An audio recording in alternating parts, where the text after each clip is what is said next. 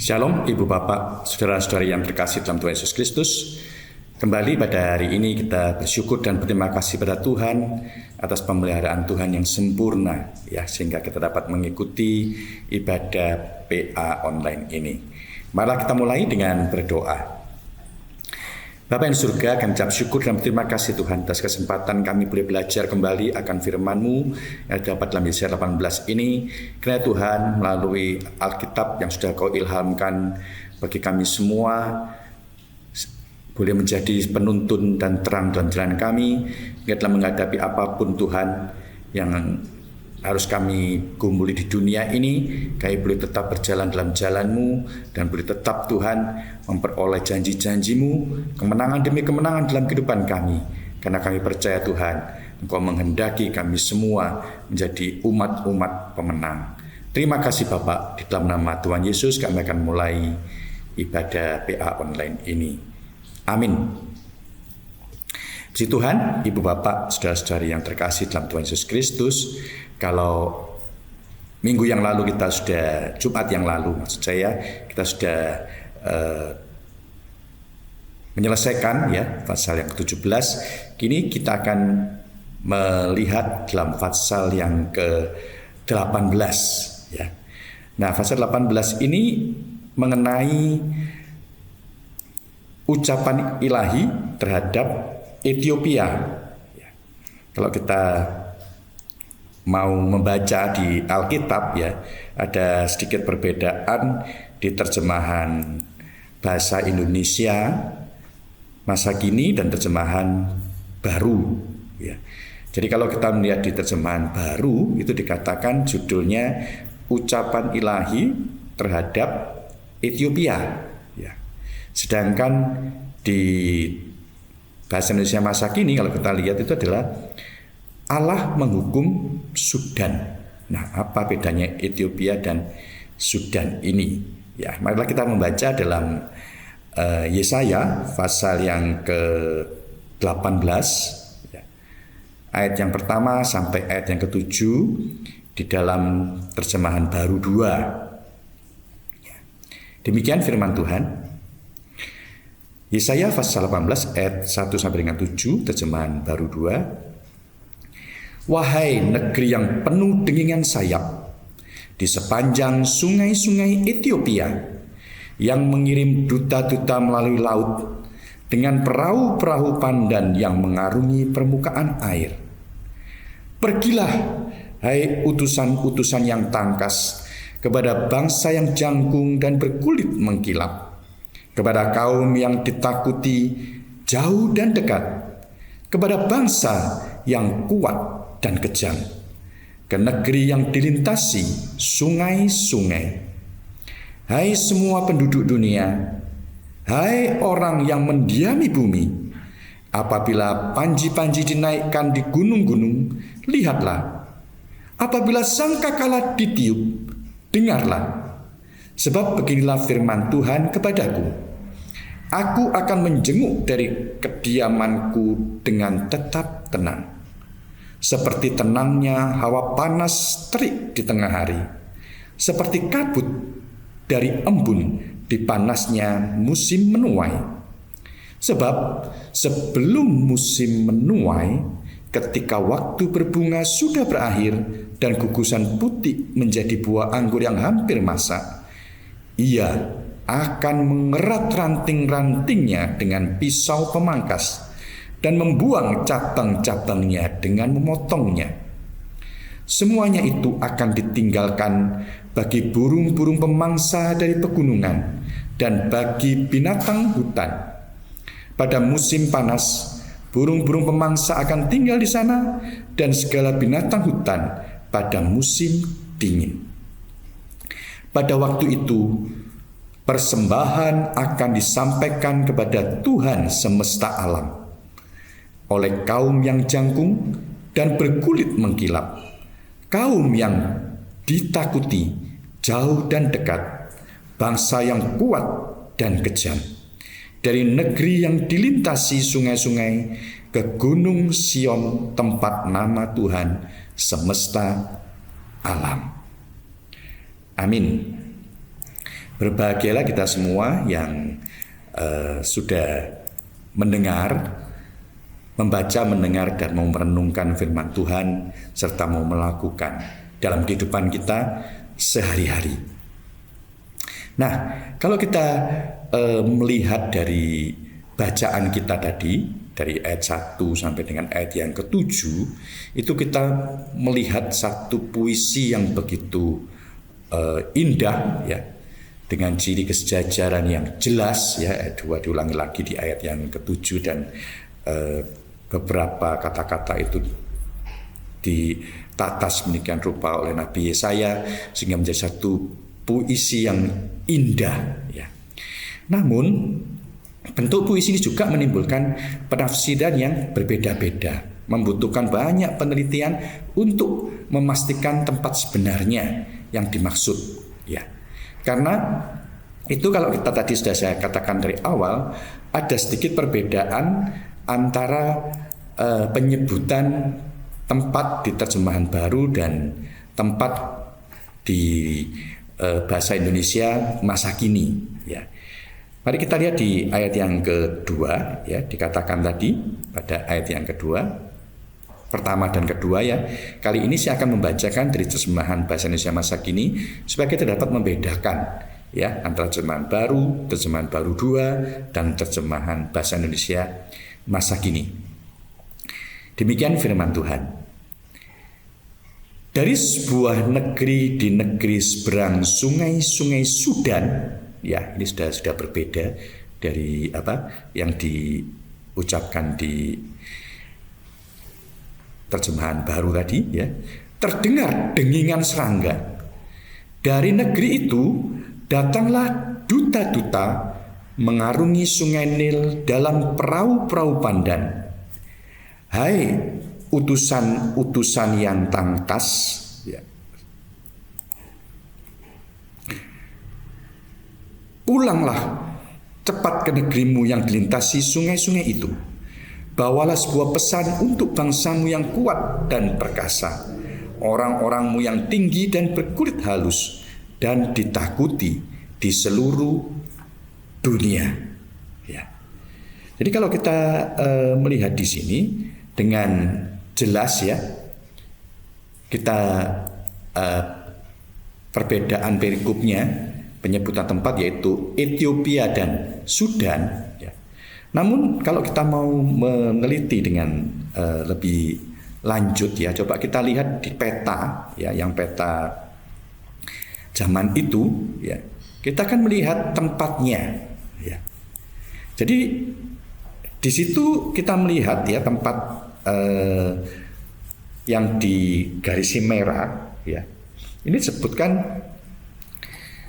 diperkirakan apa yang disampaikan di Yesaya 18 ini itu di daerah Kus, ya, di daerah Kus. Jadi kalau kita melihat di daerah Kus itu, di situ ada sebelah kiri itu, ya, kalau kita lihat ada Sudan, kiri bawah, ya. Ini daerah-daerah ini selatan Mesir, ya. Kemudian di sebelah kanan itu, ya, ada Ethiopia. Kalau kita melihat di situ. Dan ini ada yang garisnya ada Sungai Nil, ya. Ini Sungai Nil yang di tengah-tengah garis ini, di situ ada deltanya, ya, delta Sungai Nil antara Sudan, Ethiopia dan Mesir, ya. Dan Yerusalem ada di atas ini, ya, yang kuning itu. Nah, kalau kita melihat di sini sebetulnya kejadian ini, ya, ini kurang lebih itu terjadi di tahun 2715 sebelum Masehi, ya. Jadi raja Ethiopia saat itu bernama Pie, ya, atau nama sebelumnya ini Piankia, ya. Ini dari dinasti penguasa Nubia yang ke-25. Dia ini menguasai Mesir dan mengakhiri perang saudara yang sudah berlangsung selama bertahun-tahun. Jadi disebutkan mereka ini, ya, adalah bangsa yang kuat dan perkasa. Ya, katakan berkulit hitam, ulet, ya, kalau itu di terjemahan baru ya. Ini bangsa yang kuat dan perkasa, dan mereka ini ditakuti di seluruh dunia ya, karena kekuatan perangnya. Mereka ini ditakuti di seluruh dunia. Nah, dalam masa-masa inilah duta-duta Ethiopia ini mengunjungi Yerusalem ya. Jadi penafsir itu memperkirakan ini adalah permintaan Raja Hizkia, yang Raja Hizkia ini 2 kali dia memberontak kepada Asyur ya, melawan Asyur dikatakan itu. Dia 2 kali itu di tahun 713 sampai 711 sebelum Masehi, dan 705 dan sampai dengan 701 sebelum Masehi.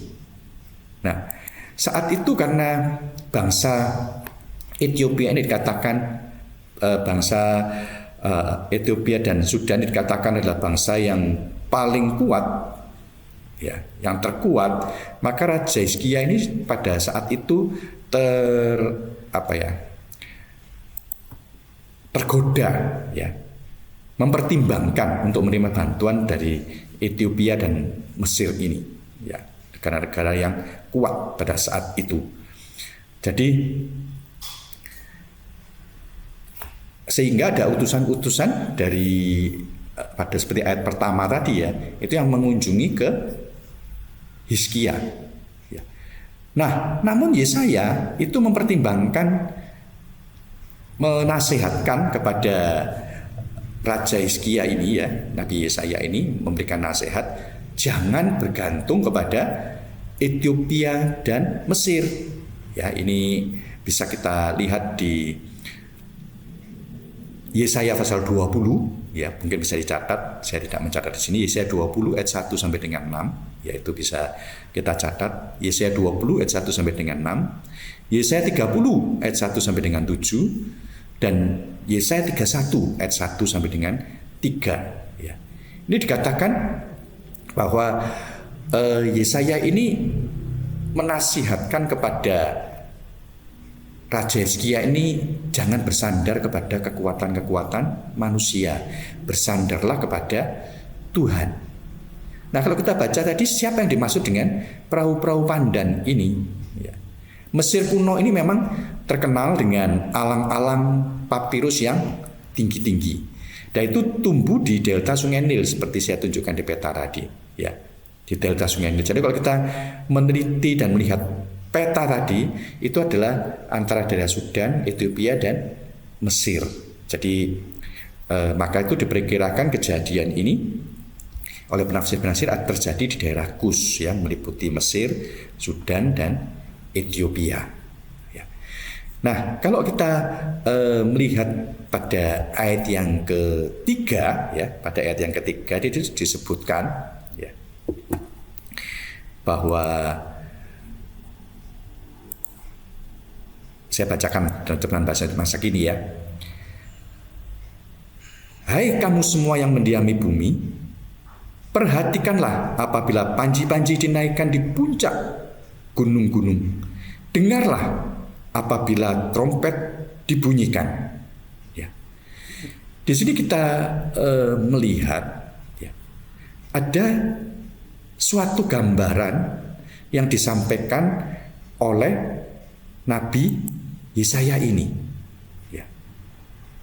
Ada satu gambaran. Makanya kalau kita melihat dalam ilustrasi yang saya tampilkan di situ ya, trompet dibunyikan seperti itu ya, dan dikatakan ada panji-panji dinaikkan. Ini adalah satu gambaran ketika ada peperangan ya. Dalam peperangan mereka selalu membawa panji-panji, dan mereka biasanya berkomunikasi itu dengan trompet ya. Trompet ini artinya nanti pasukan kavaleri yang maju, trompet ini nanti pasukan berkuda yang maju, dan itu digunakan ya. Ataukah terdesak kala trompetnya dibunyikan untuk menarik semua pasukan mundur ya. Ini jelas suatu kondisi di mana di situ ada peperangan ya. Dan mungkin ini bisa ditafsirkan bahwa Allah memulai penghukuman kepada bangsa Ethiopia dan dikatakan, hai semua kamu yang mendiami bumi, ya, seluruh penduduk bumi saat itu, untuk memperhatikan ini. Karena di ayat yang keempat dan yang kelima, kalau kita mau membaca, di situ dikatakan, Tuhan berkata kepada saya, dari kediamanku di atas. Ya. Jelas di sini ini merupakan firman Tuhan yang berkata kepada Yesaya. Tuhan berkata kepada saya, dari kediamanku di atas, aku akan memandang ke bawah dengan tenang dan cerah. Setenang embun yang berbentuk di malam yang panas dalam musim panen, dan secerca sinar matahari di waktu siang. Ya. Dikatakan di sini, Tuhan yang tahtanya itu di surga dengan tenang dan cerah, ya, memperhatikan ke bawah. Dikatakan setenang terbentuknya embun di malam yang sunyi di musim panen, artinya suasana yang menggembirakan pada saat panen. Dan itu dikatakan, dan secerca sinar matahari di waktu siang. Artinya ada satu kesejukan di tengah hari karena terlindung, dikatakan hanya secerca matahari yang mengenainya. Ya. Dan ayat kelima ini dikatakan, inilah gambaran penghukuman kepada Ethiopia atau Sudan ini. Ya, dikatakan sebelum musim buah, waktu bunganya sudah gugur, dan dikatakan situ, buah anggur belum masak di pohon, Sudan akan dihancurkan musuh, semudah pisau mengerat ranting-ranting dari pohon anggur. Ya. Jadi kalau kita melihat ayat yang keempat ini, kalau di ayat ketiga itu merupakan satu suasana perang, tapi Allah di tempat kediamannya di surga dikatakan tenang, tidak ada apa-apa. Dikatakan bahwa di situ setenang terbentuknya embun di malam yang sunyi di musim panas waktu panen. Jadi penuh sukacita di surga, tidak terpengaruh oleh kondisi di dunia saat itu sedang perang. Dan kita melihat di sini bahwa kita mendapatkan satu pelajar bahwa Tuhan itu selalu mengawasi umat manusia, ya, terutama umatnya. Ada istilah yang sering kita dengar, sering kita baca ya di spanduk-spanduk atau di grup-grup WA, ya, dikatakan ada istilah Gusti Mboten Sari. Jadi ketika sudah waktunya, maka Tuhan secepat kilat itu akan bertindak. Ya, kalau dalam kesimpulan bacaan kita dari ayat 4 ke 5 ini, tadi Tuhan secara secepat kilat mendatangkan hukuman terhadap Sudan atau Ethiopia seperti ranting pohon yang dikerat oleh pisau. Kadang manusia tidak mengerti apabila Tuhan ini selalu memperhatikannya. Kadang Tuhan ini dianggap mengabaikan, ya. Tuhan ini tidak nyata. Karena apa? Doanya tidak dijawab. Menganggap Tuhan ini tidak tahu. Karena merasa dia bisa menyembunyikan perbuatan-perbuatan dari pengawasan Tuhan, ya. Sehingga dia bertindak semau sendiri, ya, tidak ada rasa takut akan Tuhan. Nah, ketika Tuhan bertindak, biasanya manusia baru terkaget-kaget, menyadari betapa dahsyatnya Tuhan itu. Begitu dahsyatnya hukuman Tuhan, ya. Sehingga dikatakan pada ayat yang ke-6 itu, ya, bahwa mayat-mayat itu akan menjadi makanan binatang-binatang, ya. Kalau kita baca dalam ayat 6 ini, mayat-mayat prajuritnya akan ditinggalkan menjadi mangsa burung-burung di musim kemarau dan binatang buas di musim dingin, ya. Jadi begitu dahsyatnya hukuman Allah ini sehingga mayat-mayat prajurit ini tidak sempat dikubur dan menjadi mangsa burung pemakan bangkai dan binatang buas. Ya. Nah, kalau kita melihat dari ayat ini, ya, dari ayat yang ke-6 ini, bukankah kita tadi di ayat 2 sudah membaca bahwa ini adalah bangsa yang ditakuti oleh seluruh dunia. Artinya ini bangsa terkuat di dunia. Tapi di hadapan Allah, apa artinya bangsa ini? Mereka ini dihancurkan dan menjadi makanan baik di musim panas maupun di musim dingin, dikatakan di situ. Ya. Nah, pada ayat yang ke-7, kalau kita mau melihat ya, dari akhir dari penghukuman ini, pada ayat 7 dikatakan, akan tiba saatnya persembahan-persembahan disampaikan kepada Allah yang Maha Kuasa dari negeri itu, yang dilintasi sungai-sungai, dari bangsanya yang kuat dan perkasa. Ya, ini diulangi lagi. Ya, diulangi lagi. Siapa yang dimaksud akan mempersembahkan persembahan-persembahan kepada Tuhan yang Maha Kuasa? Bangsa yang kuat dan perkasa dan orang-orangnya yang tinggi dan berkulit halus dan ditakuti di seluruh dunia. Ya. Diulangi lagi frasa-frasa ini dari ayat yang kedua tadi. Ya. Mereka akan datang ke Bukit Sion, ke tempat Tuhan yang Maha Kuasa disembah. Ya. Jadi tidak ada kekuatan di bumi ini yang bisa melawan kekuatan Allah. Oleh karena itu tadi dikatakan bahwa mereka ini kelak akan menyampaikan satu persembahan-persembahan kepada Tuhan. Di mana mereka mempersembahkannya? Dikatakan itu jelas tadi di Bukit Sion. Bukit Sion di mana? Itulah tempat di mana Allah sudah menentukan sebagai tempat untuk menyembah Dia. Jadi bangsa-bangsa yang ditakuti ini akan membawa persembahan kepada umat pilihan Allah, ya, yaitu umat Israel. Ya. Dan kalau kita mau membaca di Yesaya pasal 45 ayat yang ke-14, ya, terjemahan bahasa Indonesia masa kini, di situ kita akan melihat bahwa bukan hanya Ethiopia yang akan atau Sudan yang akan mempersembahkan situ, ya. Coba kita baca di situ.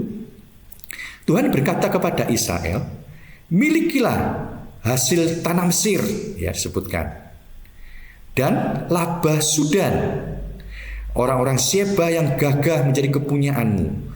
Mereka akan berjalan di belakangmu dengan terbelenggu. Mereka akan sujud dan mengakui Allah benar-benar di tengahmu. Tak ada ilah selain Dia. Ya. Jadi kita melihat di sini, ya, bahwa bukan hanya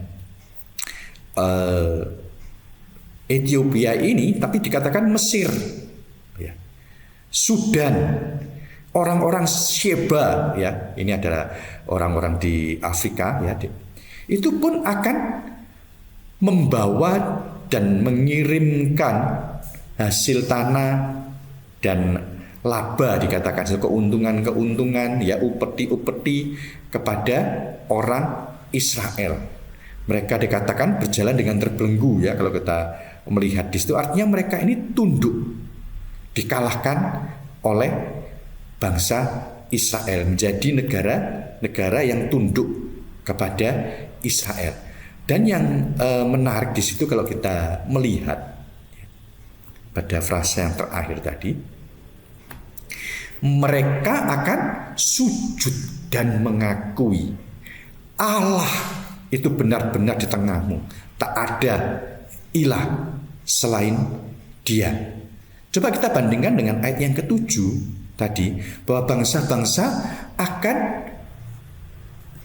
menuju, akan beribadah, datang kepada Bukit Sion, tempat Tuhan yang Maha Kuasa disembah.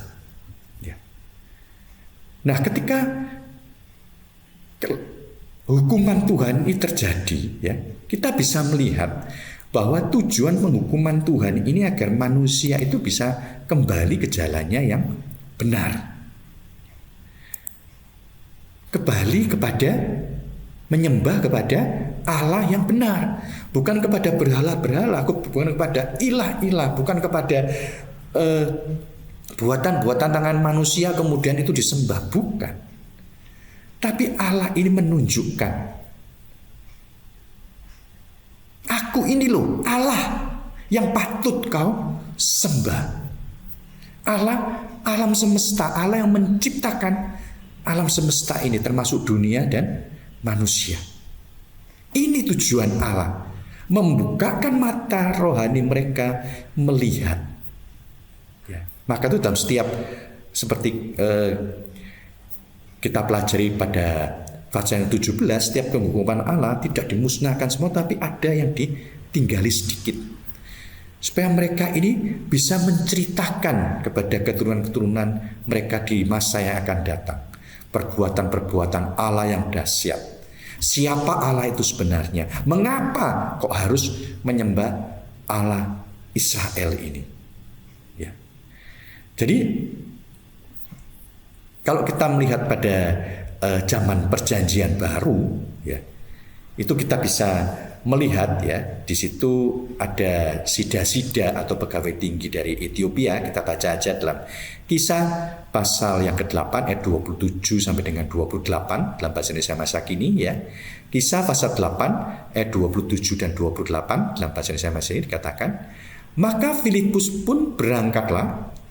Pada waktu itu ada seorang pegawai istana Ethiopia, ya, kembali disebutkan di sini pegawai istana Ethiopia yang sedang dalam perjalanan pulang ke negerinya. Orang itu seorang pegawai tinggi yang bertanggung jawab atas semua kekayaan Kandake, ratu negeri Ethiopia. Orang itu telah pergi ke Yerusalem untuk berbakti kepada Allah dan sekarang sedang kembali dengan keretanya. Sementara duduk di dalam kendaraannya itu, ia membaca buku-buku Nabi Yesaya, ya. Jadi pada zaman perjanjian baru itu pun kelak, ya, dikatakan mereka juga akan beribadah kepada Allah Israel, ya. Mereka datang ke Yerusalem dikatakan. Jadi utusan-utusan tadi itu dikatakan mereka datang ke Yerusalem dari negeri Ethiopia, ya. Jadi sida-sida ini atau pegawai tinggi dari Ethiopia ini, dia beribadah kepada bangsa Israel dan dia membaca buku atau kitab Yesaya ini, ya. Jadi kalau kita melihat, ya, melihat dari kisah penyebutan Ethiopia ini, ya, sebetulnya Ethiopia ini disebutkan itu dalam masa Yunani, ya, itu meliputi Sudan dan Ethiopia, ya. Jadi saat itu seperti saya katakan tadi di awal, ya, Pie atau Piankia ini, penguasa Nabia ini menguasai Mesir, jadi Ethiopia dan Sudan ini menjadi satu, ya. Jadi bukan Ethiopia saat ini, tapi di masa pada saat itu, ya, kita bisa mengenalnya. Nah, kalau kita melihat dari pembacaan di Filipi pasal 2 ayat 9 sampai dengan yang ke-11 ini, ya,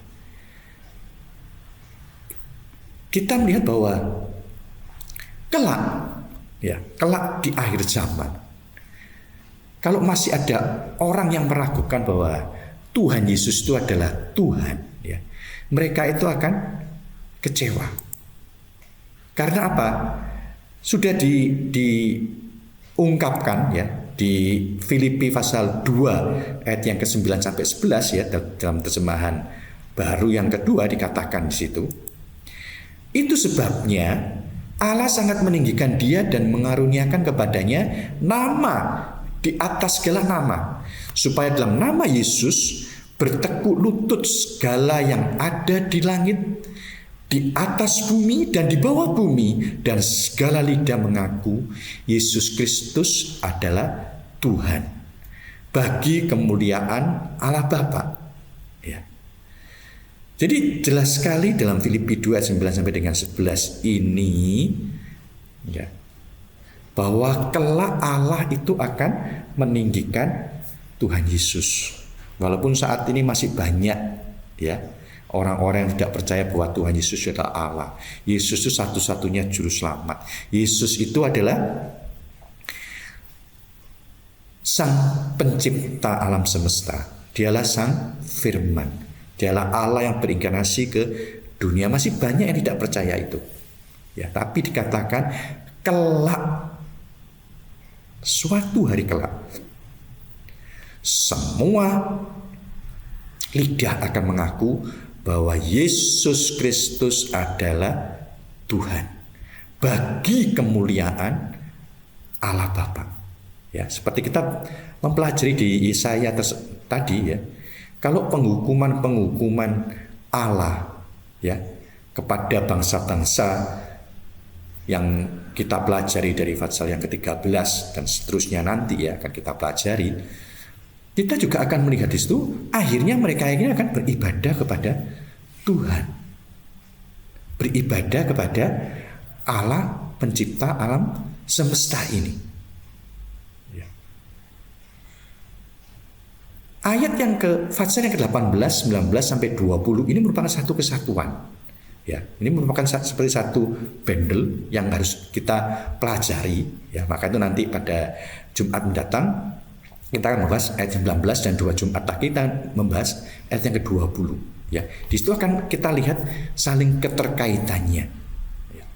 Dari bahwa berbahagialah kita yang saat ini sudah mengaku bahwa Yesus itu adalah juru selamat kita, Yesus itu Tuhan kita, maka keselamatan yang kekal itu dipastikan akan menjadi milik kita. Ya, toh kelak, ya, seluruh alam ini akan mengakui bahwa keselamatan itu hanya ada di dalam Tuhan Yesus. Dikatakan baik yang ada di bumi, di atas bumi, di bawah bumi bahkan. Dan itu akan bertekuk lutut dan semua lidah akan mengaku Yesus itu adalah Tuhan. Ya. Daripada kita menunggu bukti-bukti yang sudah terbukti saat ini, maka dikatakan berbahagialah. Ya. Dan segala puji, hormat, kemuliaan hanya bagi Allah Bapa. Karena itu melalui perenungan dan belajar dari Fatsal yang ke-18 ini, ya, marilah kita menjadi umat Allah yang penuh dengan iman bahwa kita ini adalah pemenang-pemenang. Kita ini adalah satu umat pilihan Allah. Ya, seperti ayat yang kita pelajari tadi, Allah itu akan selalu memperhatikan umatnya. Allah tidak terpengaruh oleh keadaan apapun yang terjadi di dunia ini, tapi dia di surga tetap dengan tenang memperhatikan tiap-tiap umatnya, dan dia akan bertindak tepat pada waktunya, karena dia adalah Allah yang maha tahu. Karena dalam pergumulan kita pada saat ini, jangan pernah putus asa. Ya.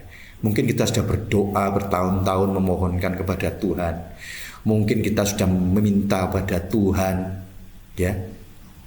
Kita sudah beribadah dengan sungguh-sungguh, kita sudah melayani Tuhan dengan segenap hati, pikiran, dan akal budi kita. Namun rasanya kok apa yang kita cita-citakan, apa yang kita kehendaki itu belum terjadi. Ya. Percayalah, Allah tidak tinggal diam. Allah memperhatikan. Dan Allah akan memberikan tepat pada waktunya yang terbaik. Ya. Kadang-kadang kita itu tidak sadar bahwa Allah itu sudah menjawab doanya. Karena apa? Karena dia sesuai dengan apa yang kita harapkan. Ya. Tapi ketika kejadian demi kejadian itu terjadi, dan kita melihat bagaimana Allah itu merangkai setiap kejadian itu untuk kebaikan kita baru mengamini bahwa Allah itu selalu turut bekerja dalam segala perkara untuk kebaikan kita. Maka itu jangan patah semangat dalam pengiringan kepada kita pada Tuhan, dan jangan pernah lelah bekerja di ladang Tuhan, karena kita bekerja di tempat yang benar. Kita beriman kepada Allah yang benar. Perjuangkan itu sampai titik darah kita penghabisan. Amin. Mari kita berdoa. Bapa yang surga, sungguh Tuhan, kami ucap syukur dan berterima kasih atas kesempatan kami boleh belajar kembali akan firman-Mu ini, dan kami mohon Tuhan, kiranya firman-Mu ini menjadikan satu kekuatan dalam kehidupan kami menghadapi berbagai macam pergumulan hidup kami. Karena kami Tuhan menyadari sebagai ciptaan Engkau, sebagai debu tanah yang tidak berharga, kami ini lemah dan seringkali kami jatuh Tuhan. Karena kami tidak dapat mengandalkan kekuatan kami sendiri. Karena itu Tuhan, kami mohon Roh Kudus-Mu memberikan kekuatan pada kami, sehingga kami boleh mempercayai bahwa Engkaulah Allah satu-satunya yang patut kami sembah. Dan oleh percaya kami kepada Tuhan Yesus Kristus, kami memperoleh satu keselamatan yang kekal, satu keselamatan yang pasti akan kami peroleh saat kami mengembuskan nafas kami yang terakhir. Terima kasih Bapak atas segala kesempatan yang sudah Kau berikan kepada kami, dan kami mohonkan saat ini berkat untuk setiap jemaat yang mengikuti ibadah pada hari ini. Tuhan memberkati engkau dan melindungi engkau. Tuhan menyinari engkau dengan wajah-Nya dan memberikan engkau kasih karunia. Tuhan menghadapkan wajah-Nya kepadamu dan memberikan engkau damai sejahtera. Terimalah berkat Tuhan dan penyertaan Roh Kudus dari saat ini sampai Maranatha, Tuhan Yesus datang kembali. Amin. Puji Tuhan, Ibu Bapak, saudara-saudara yang terkasih dalam Tuhan Yesus. Sampai jumpa lagi dalam pemahaman Alkitab di Jumat depan, Yesaya pasal 19. Tuhan memberkati kita semua. Amin.